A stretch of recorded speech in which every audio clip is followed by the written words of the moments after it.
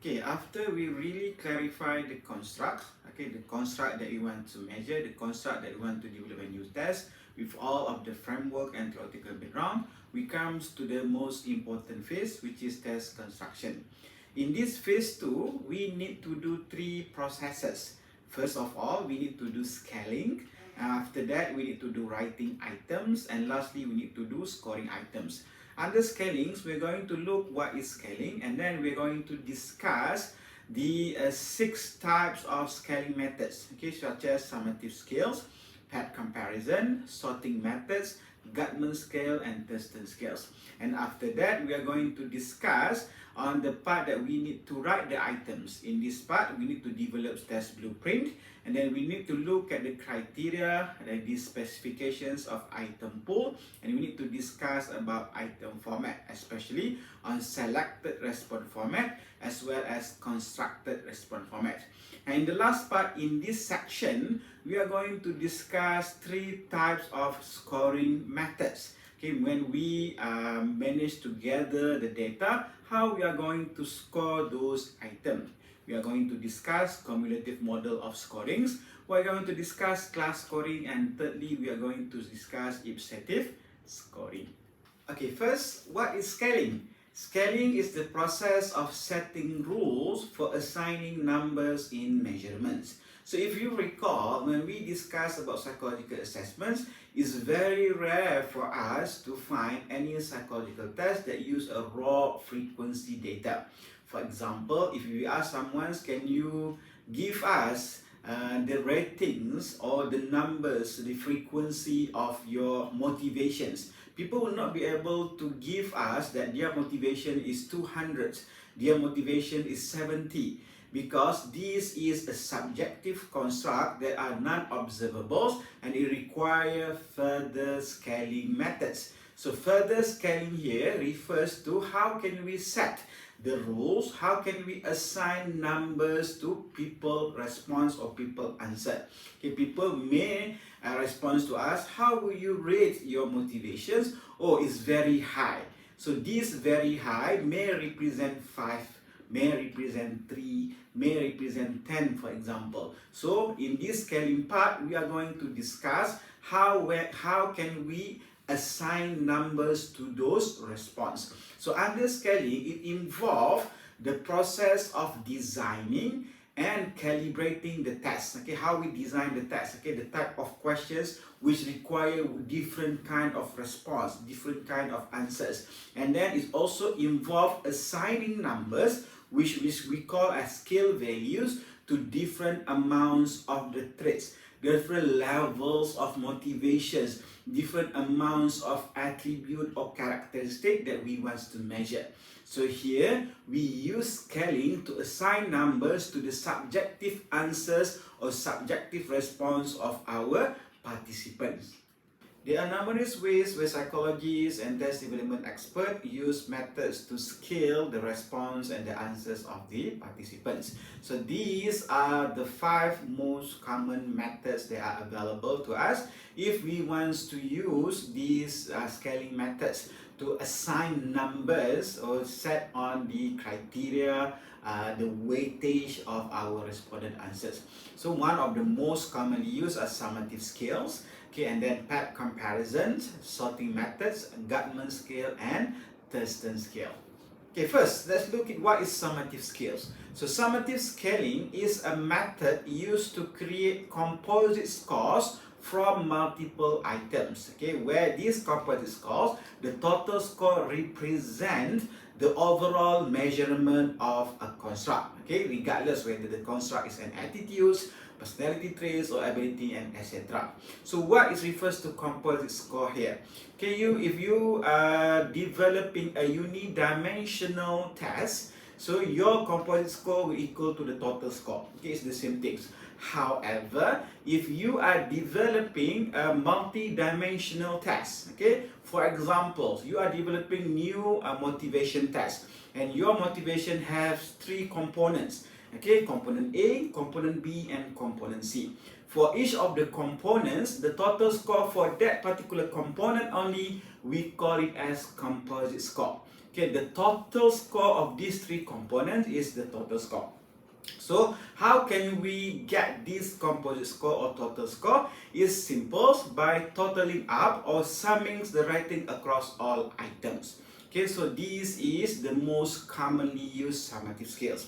And this is not only one method to use summative scales, at least we have three methods which are commonly used by test developer.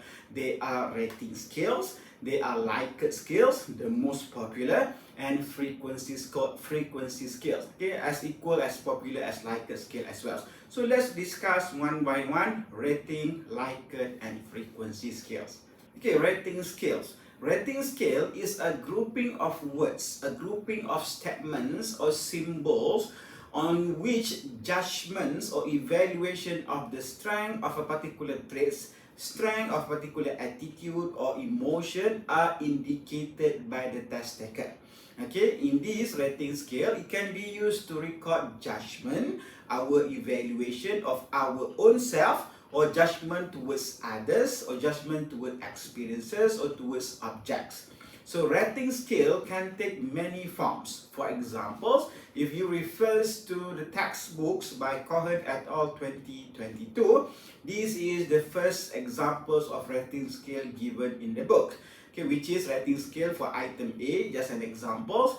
In here, the test developer and test user ask us to indicate how did we feel about what we saw on the televisions. Okay, so they give three smiley faces here: happy, not happy, or maybe moderately happy in here. So these faces indicate our own feeling. Okay, this can also be considered as a rating. So besides using these smileys, people will always use a form of true and false indicators of our response. For example, in this item B, I believe I would like the work of a lighthouse keeper.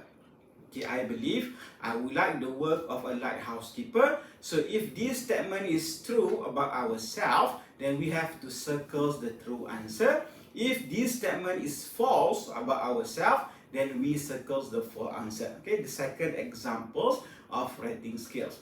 The next example of rating scales is this for item C.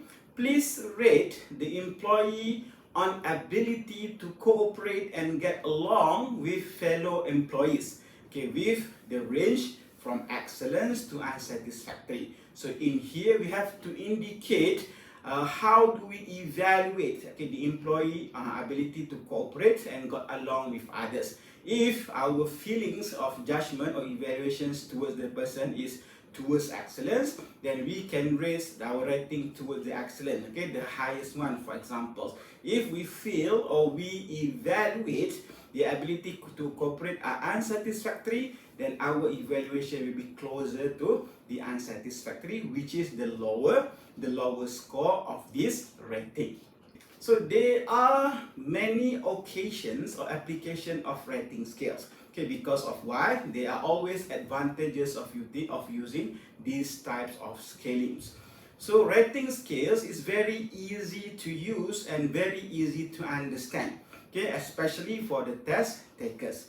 And why people use these methods?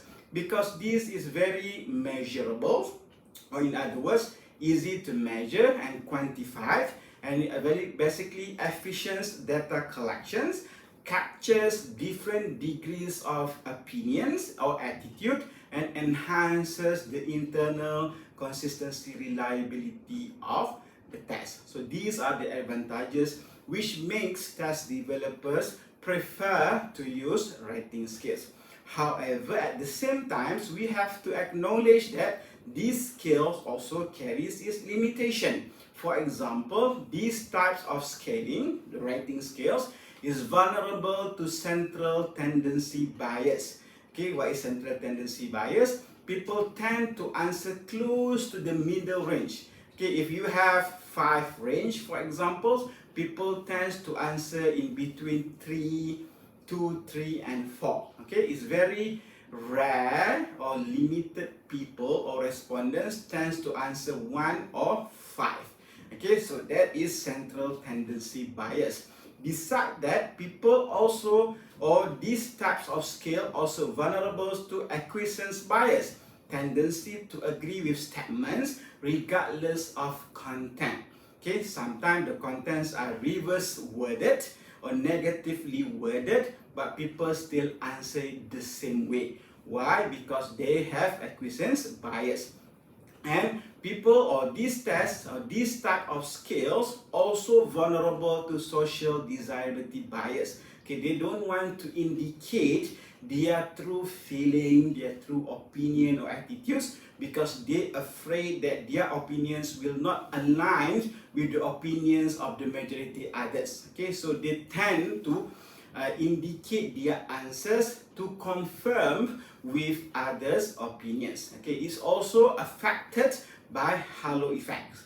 Okay, a respondent's perception of one aspect, for example, friendliness, might influence ratings of unrelated aspect, for example, competence. Okay, frankly speaking, when you respond to any particular survey or questionnaire, there will be multiple tests, multiple skill in there. Okay, if we're talking from the context of research, for example, we have independent variables, we have dependent variables. So for this case, which is the halo effect, if they have independent variable, in this case friendliness, and they have dependent variables, in this case competence, so their answers on competence rating scales may be affected by how they respond in the earlier part, which is the independent variables, the friendliness. Okay, this is halo effect.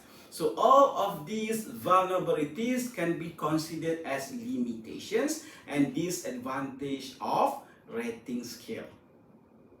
Another popular scales or summative scales is Likert scales. I know that by now you have come across many occasions, you have experienced yourself, or maybe you have developed or adapted a test that using Likert scales. So what is Likert scales? So Likert scale is a commonly used ordinal scale that measures attitudes or opinions on a range of items. Okay, so it specifically develops to measure attitudes. For example, if you come across any surveys that requires you to indicate your agreements to certain statements, and those response range from strongly disagree, disagree, neither agree nor disagree, which is neutral, agree and strongly agree. So that is an example of Likert scales. So why Likert scale is very popular? Because Likert scale are easy to construct and administer. Okay, Likert scales provides quantitative measures of attitudes. Remember, many of the constructs in psychology are non-observable. Okay, it's very difficult to measure and quantify. By using Likert scales, it allows us to sum up, to total up our respondents or participants' answer. However, Likert scale also have its own limitation. For example, it is susceptible to response sets, okay, such as what we discussed just now, acquisition bias, and may not capture the full range of attitudes. Okay, it depends on how can we use or design our response formats. I can see there are range of variations in the numbers of Likert scale response formats. Okay, I've come across the original Likert scale paper, which he suggested that the response range should be in odd number between 7 to 15 range. Okay, I've seen people use 7 range, from strongly disagree, moderately disagree, slightly disagree to strongly agree. But I've never come across a test which use 15-point range of Likert scales. But now I can see the trends of papers or tests using Likert scale. They're more leans toward using 5 points.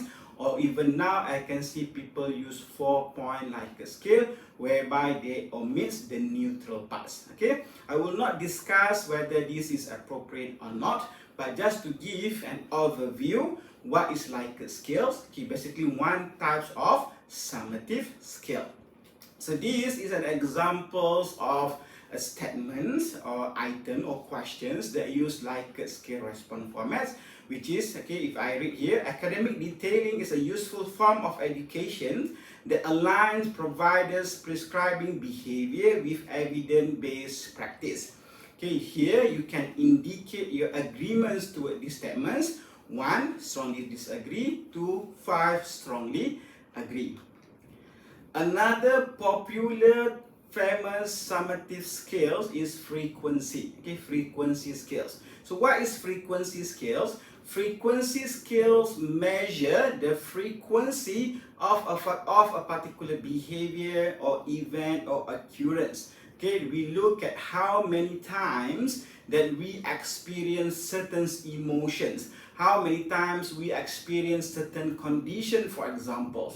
So for frequency scales, it involves asking participants to indicate how often they engage in or experience something within a specified time frame.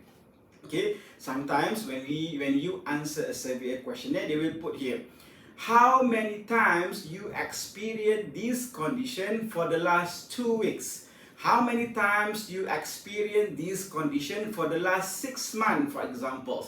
So, and then they will provide the response answers in the range of never, rarely, sometimes, often, or always. Okay, there are many advantages using these frequency scales because first is a very simplified version of the scalings where our test developer can easily develop and use it and apply it, and at the same time our respondents easy to understand what are the meanings and the interpretation behind that.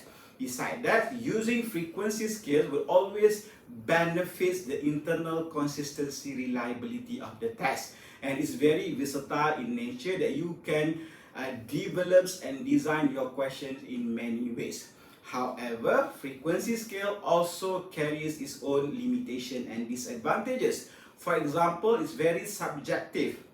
Okay, because my interpretation of rarely will be different from other participants' interpretations of rarely, sometimes, and often.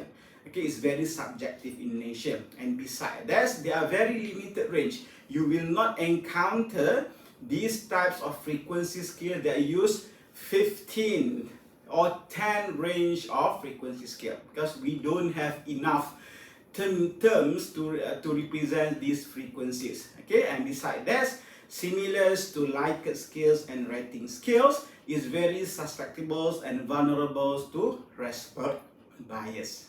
So this is the examples of frequency scales. Okay, like I mentioned, usually frequency scales specify the time frame. Okay, if you look at these examples, okay, item number 1, in the last 2 weeks, I have difficulty falling asleep at night. So our respondent can answer from never, rarely, sometimes, often, and always. Although this is a 5-point response range, but usually when researchers use these types of frequency scales, they will not use once as the code for never. Okay, it's different from Likert scales. Okay, Likert scales, strongly disagree, they will code it as 1, disagree as 2, neutral as 3, agree as 4, and strongly agree as 5.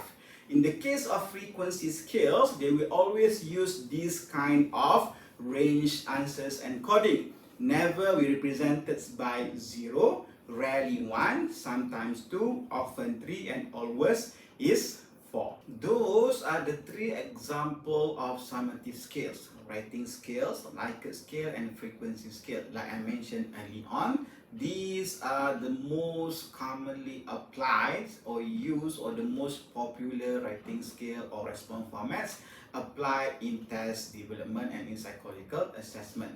So besides summative scales, we can also use paired comparisons. Although it's not as famous as Likert scale and the others, paired comparisons are also useful for us to be applied in developing new tests. So what is paired comparison methods?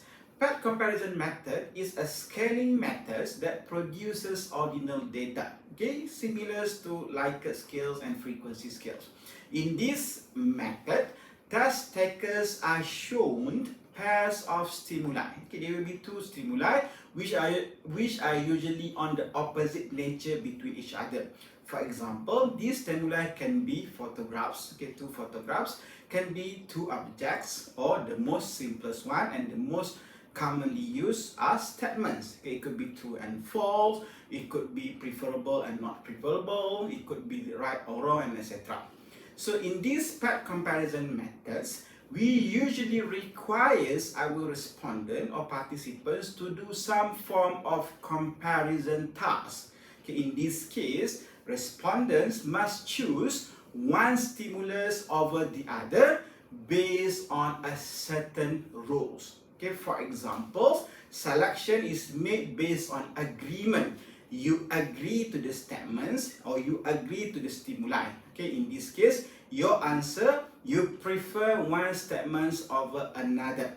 Or if you are not, or we are not using rules, agreement as a rules, we can use appeal as a rules. For example, we find between the two stimuli presented to us, we find one stimulus is more attractive than the other.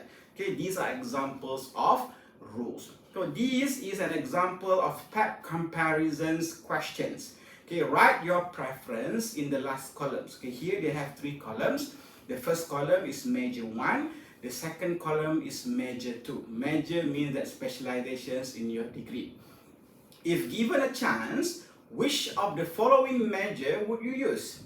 Okay, the first pair between communications and political science. In this case, you have to indicate your preference. So say for example, your preference is medic, but medic is not here. You can only compare between those two stimuli presented to you. Okay, you have to choose between political science and communications. Okay, on the second items, which one that you prefer? Political science or psychology? Okay, you have to write down your preference in the last column. Say for example, you choose psychology. And for the third items, you have to choose, if you are given a chance, which of the two majors that you want to choose between psychology and communications. Okay, these are examples of path comparisons.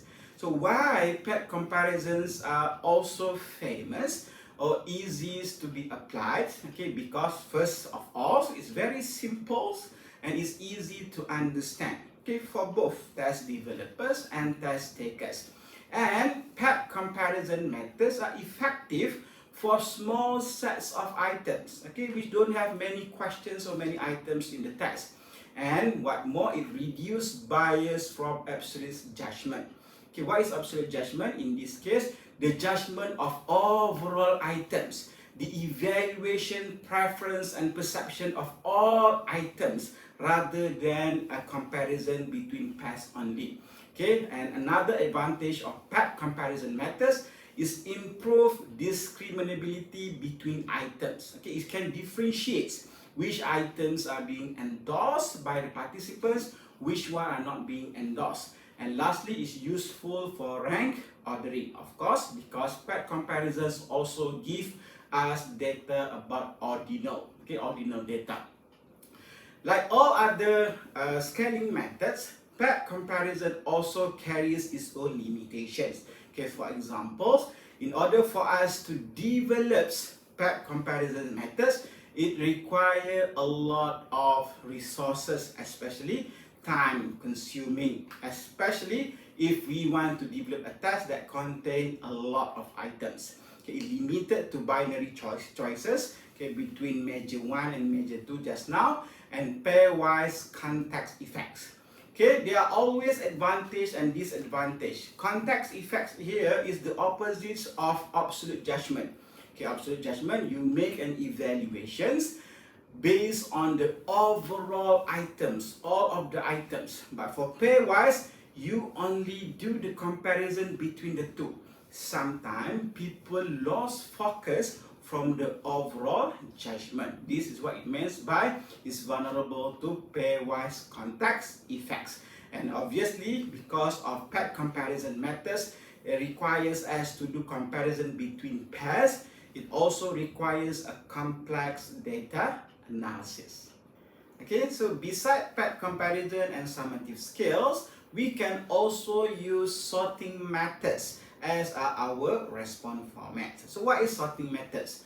The sorting method is a technique used in research where respondents or our participants are asked to classify or to group items into predefined categories based on specific criteria. So this method is particularly useful when dealing with a large set of items and when we require or when we want ordinal or categorical data. Okay? So the main aspect for sorting method is we want our respondents to classify or to group items into specific criteria. Okay, there are two types of sorting methods. One is comparative scaling and another one is categorical scaling. So for comparative scalings, here the sorting method requires judgment of a stimulus with every other stimulus. Okay, judgment of a stimulus in comparison with every other stimulus on the scales.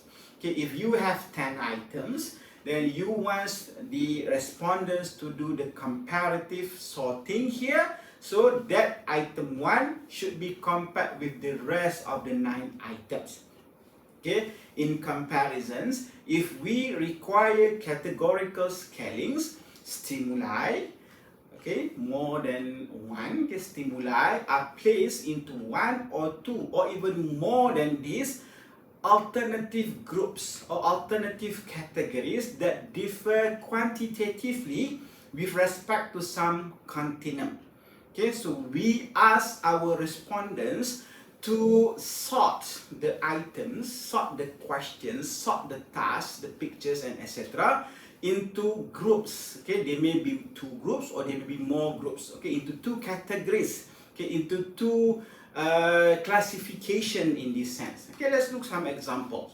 Okay, in the case of comparative scaling, okay, imagine like this. Say for example, we develops a moral dilemma test. Okay, index card sorting of moral dilemma. We are using cards in this case. So materials that are available to us, the 30 index cards. Okay, we have cards. Okay, with each of these cards are printed or written with moral dilemma.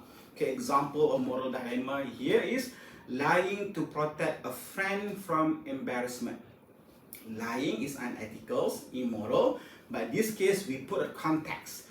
Okay, some people have to lie to protect their friends, okay, from embarrassment. So is it we consider it justified or not justifiable? Okay. Second, stealing food to feed a starving child. Okay, the Robin Hood, for example.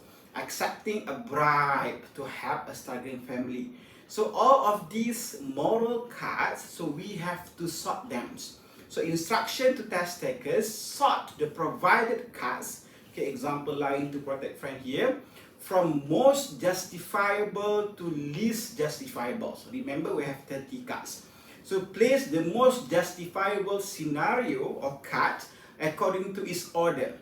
Okay, 1 is the most justifiable, 2, 30 is least justifiable. So in here, we require our participants to make a judgment of each of these cards in comparison with the other 29 moral cards. Okay, in this case. On the other hand, for the categorical scaling, same example is about moral dilemma. Okay, we have 30 cards, okay, 30 index cards that printed similarly with this moral dilemma scenario. Okay, lying to protect friends, stealing food to feed starving child, or accepting a bribe to help a struggling family. But here, we do not require our participant or our respondents to sort it from 1 to 30. Instead, we provide 3 boxes or 3 envelopes to our participants. One envelope's label never justified.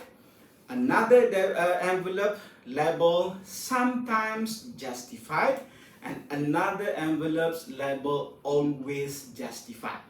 So our instructions to our test takers, to our participants, okay, they need to sort the cards, the 30 cards, into 3 categories. Okay, never justify, sometimes justify, always justify, based on how they evaluate, based on their own evaluation. Okay, whether they think that scenario is justifiable or never justified.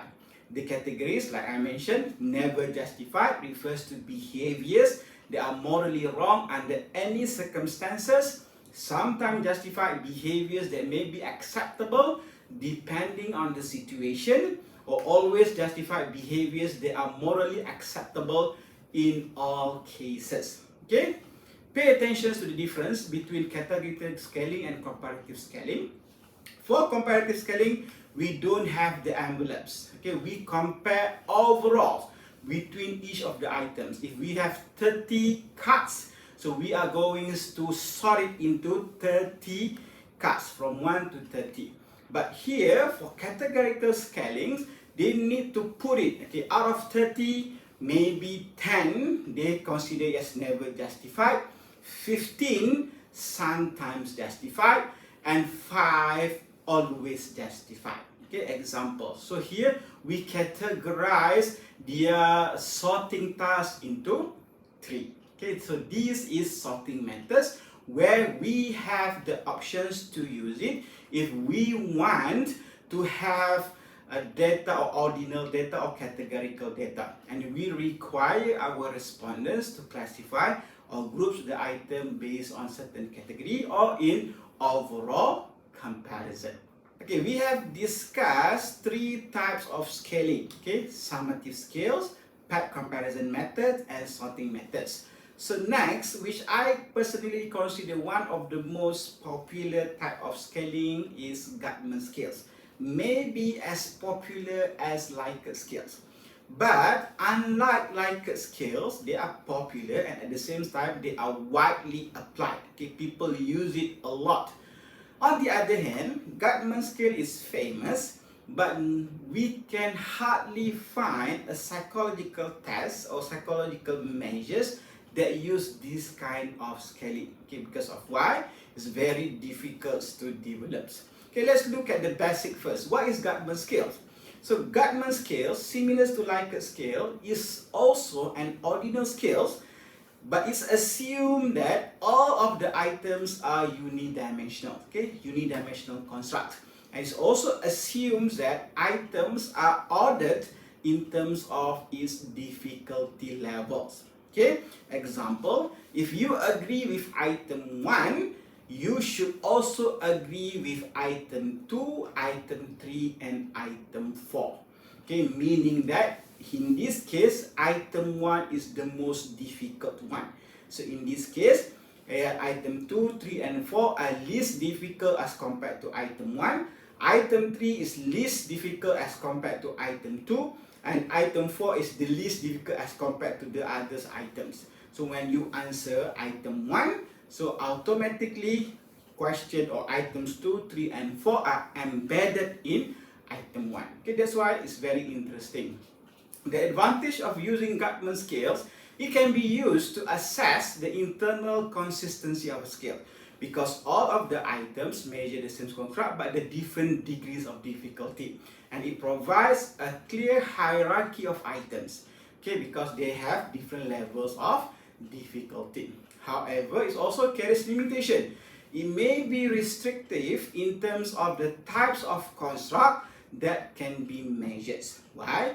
Not all psychological constructs have clear hierarchy of difficulties. So this is examples of Gutmann scales. Social distance assessment scales. Okay, social distance refers to people personal space. Okay, and they have their preference how far away people can approach them. Okay, what are the type of people, characteristic of people who can be in their personal space.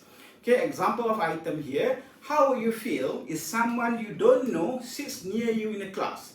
So response number 1, I feel restless if someone I don't know sits near me, even if someone I know sits in between.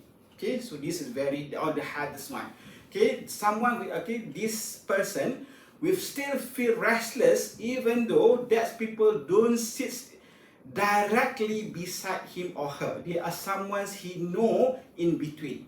He will still or she will still feel restless.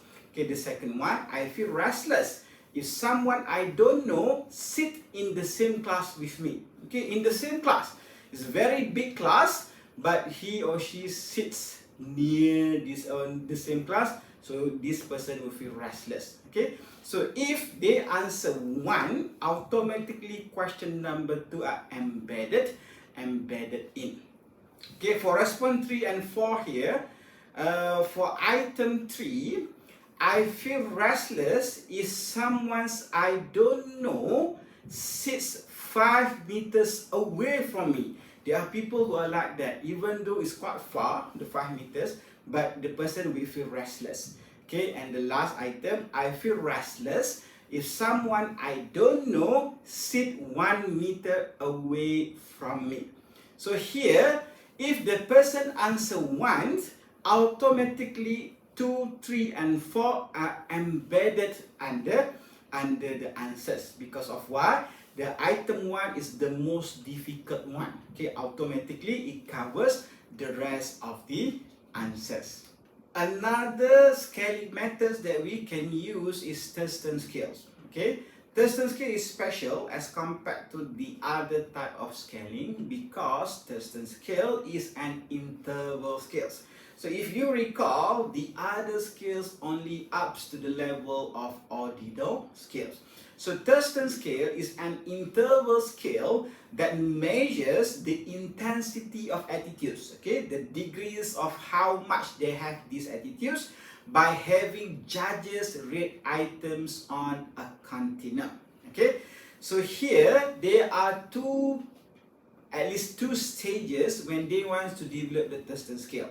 After they develop the scales, first they have to go and meet subject matter experts, which they consider as judges, to rate the items. And then they analyze this data and they will get a distributions of these items. Which one is the most extreme, which one is the least extreme, for example. So that after that we ask or we can use the test. So when our respondents answer it, we can compare with the standards given by our judges. So example here, example of response format that we can use: extremely favorable, unfavorable, neutral, favorable, and extremely favorable.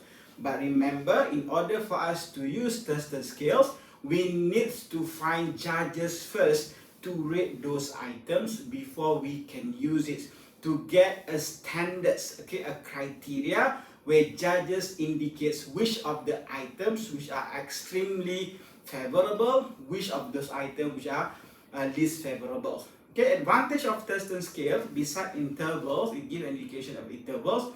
It does provide a more precise measurements of attitudes. Okay, it can be used to create a standardized scales, okay, as compared to the others. However, because remember, we have at least two stages. First, we have to go and meet subject matter experts to judge, okay, to rate our items. So it does requires a lot of time. So limitation for Thurston scale is time consuming to construct, and it requires a large number of judges. So these are examples taken from an empirical articles. Okay, if you can read here, for each statement, circle the number that indicates the degree of favorableness of the statement towards the attitudes objects. So what is the attitude objects? A, abortions weakens the moral fiber of our society. Okay, our respondent can choose from extremely unfavorable 1 to extremely favorable 11. Okay, in between there, they have a neutral point on 6. Okay, here the second items, Adoption is a good alternative to abortion. Okay, similar range of formats. So beside here, they can also use also use other alternatives. Okay, for example, for items 2, for each statement, circle the letter. Instead of using numbers, they use letter that indicates the degree of favorableness of the statements towards the attitude objects. But the item is still the same. But here, extremely unfavorable is A, B. Extremely favorable is J and K. Okay, similar to the last ones, they use dotted line as the response range. But remember, for each of the items here, they have gone through expert's judgment first. Okay, there are many judges already rate the items. Which one is considered as favorable? Which one is considered unfavorable? So if based on expert judgment, then we can use it as a standard to identify the score of the participants' answer. Okay, so this is Thurston scales. So in total, okay, like I mentioned early on, these are not all of the scaling available to us, but some of the examples that we can use. Obviously, you can find many other methods. For example, Q-sort techniques. Okay, other methods that people use. But here is some overview of the most commonly used some scaling of 4 response format for the newly developed test. We have summative scales, part comparison methods, sorting methods, Gutman scale, and Thurston's scale.